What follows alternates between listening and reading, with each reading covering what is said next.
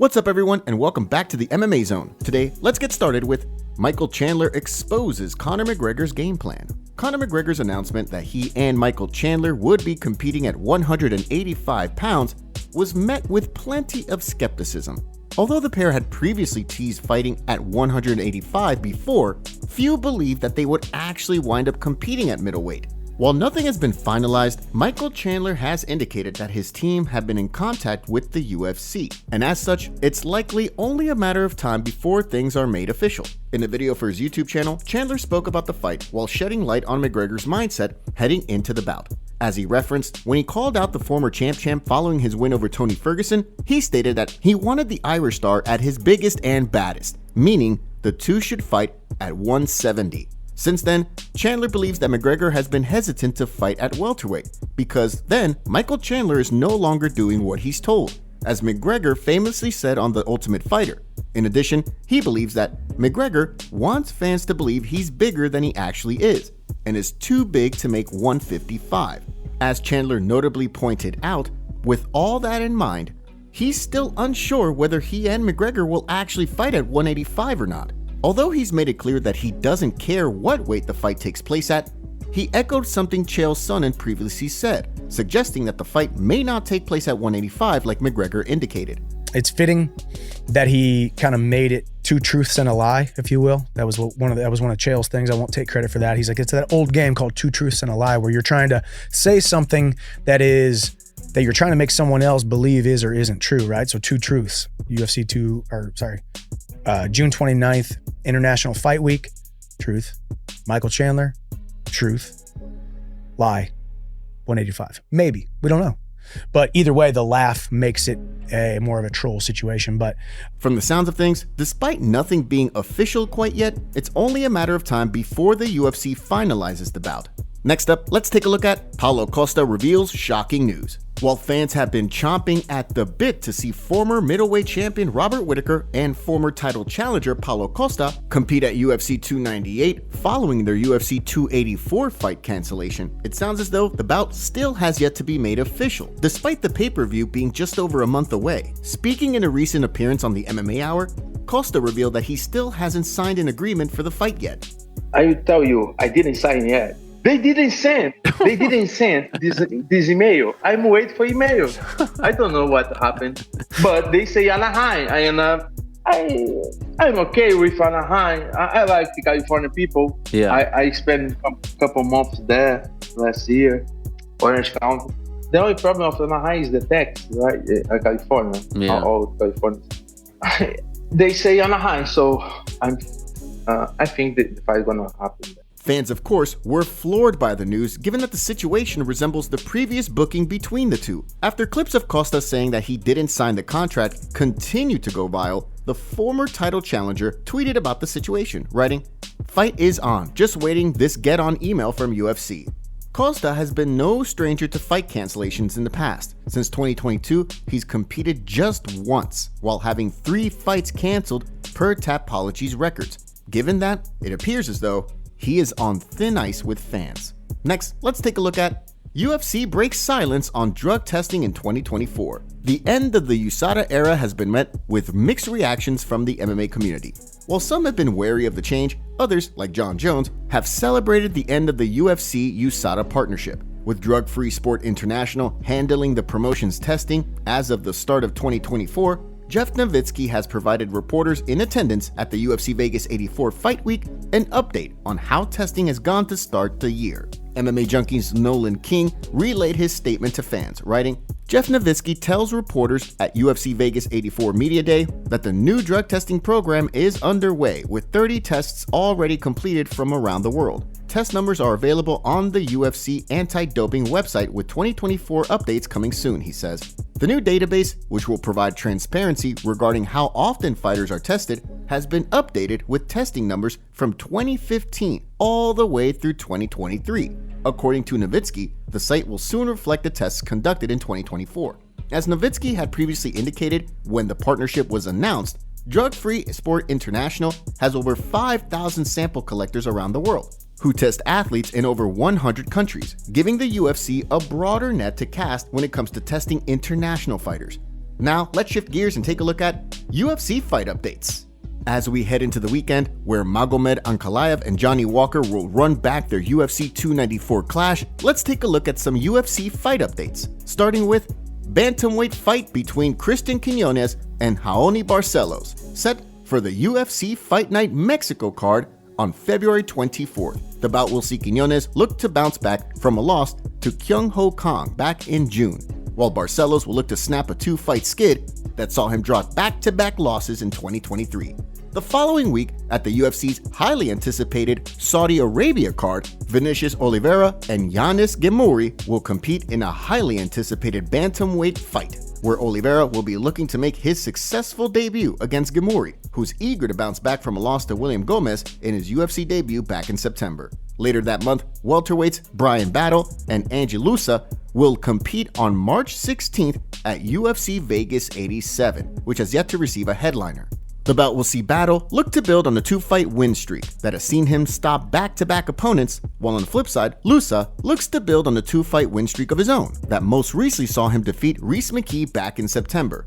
Last but certainly not least, we have a featherweight bout between Angel Pacheco and Kalen Loughran set for UFC Fight Night Atlantic City in New Jersey on March 30th. The bout will see Pacheco look to bounce back from a Dana White's Contender Series loss in September, while Loughran will look to bounce back from a loss in his UFC debut back in September. In addition, as promised, Dana White went on Instagram Live and dropped some huge news regarding UFC 300, announcing that, well, guess what? 5 years later, we will see history being made again as Weili Zhang faces #1 contender Yan Jinan for the UFC strawweight title on UFC 300, and this is the first time two Chinese contenders have faced off for a world title.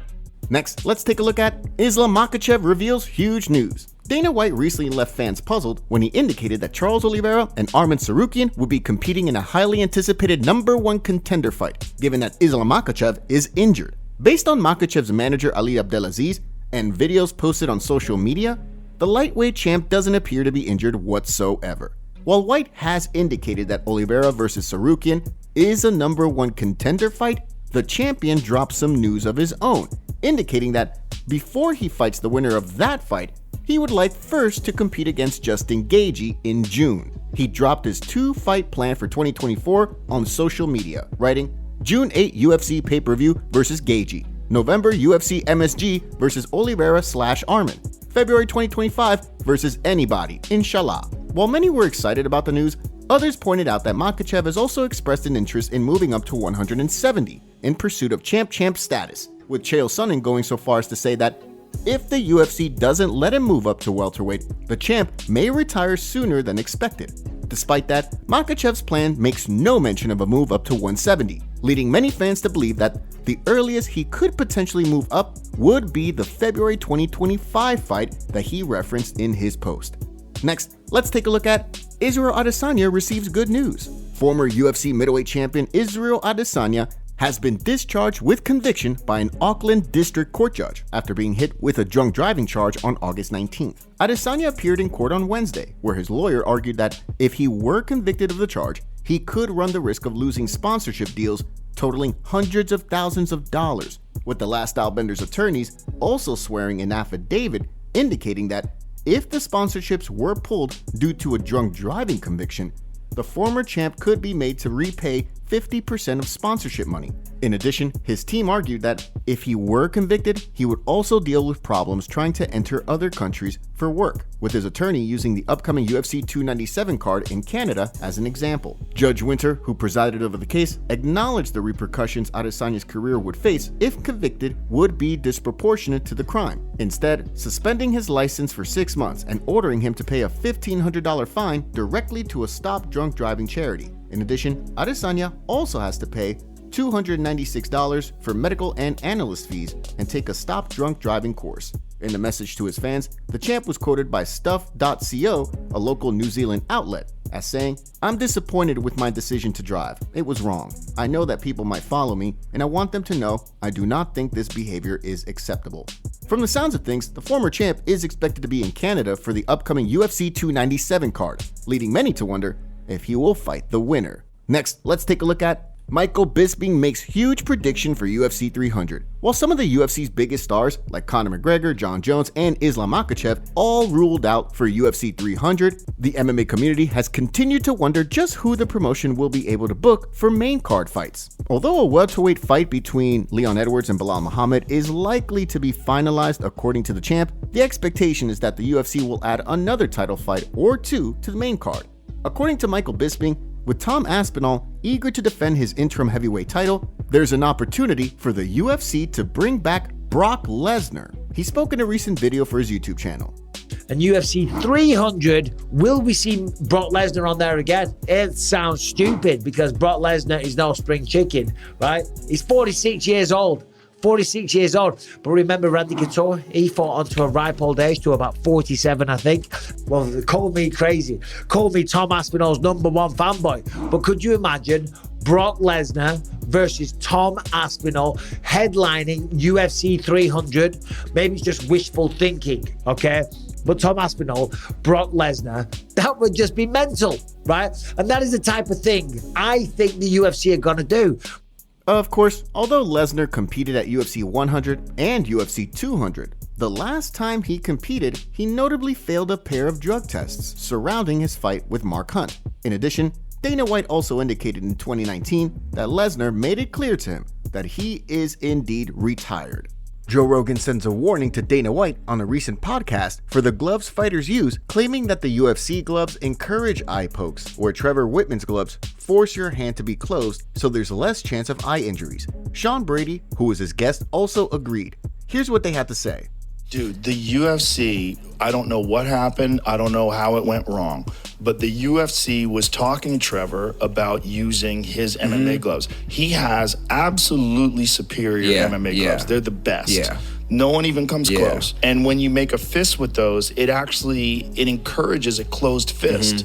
You have to work to open your hands like this. You have to actually work against the glove. Whereas the UFC gloves, they kind of open your hand up more and you have to work to close it. That arm pump we get from when I get the smallest hand wraps. Like I tell whoever's wrap, I'm like, give me a grappler's wrap. Like I almost want nothing because once you have that wrap on, you have the glove on, like when you're trying to close your fist, I'm like, I'm getting fucking arm pump just from trying to close my fucking hands. Right. After the fight, like my forearms are like double the size because the arm pump you have from grappling. Right. So there's got to be there's got to be. It's Trevor. I'm telling you, it's Trevor's gloves. I mean, I should probably reinstitute these talks and try to get it going again. I really should. You know what? I'm going to do that because they're superior. They're absolutely the best It's gloves. a problem. It's a problem. I don't know what happened, what went wrong, but Trevor uses superior foam. Yeah. If you use his boxing gloves. I have them. They're great. The best. They mold to your hand. Yeah, they're the best. They mold to your hand. And it's also their superior protection too. Yeah. Like he's done demonstrations where he shows how much better the foam he uses to other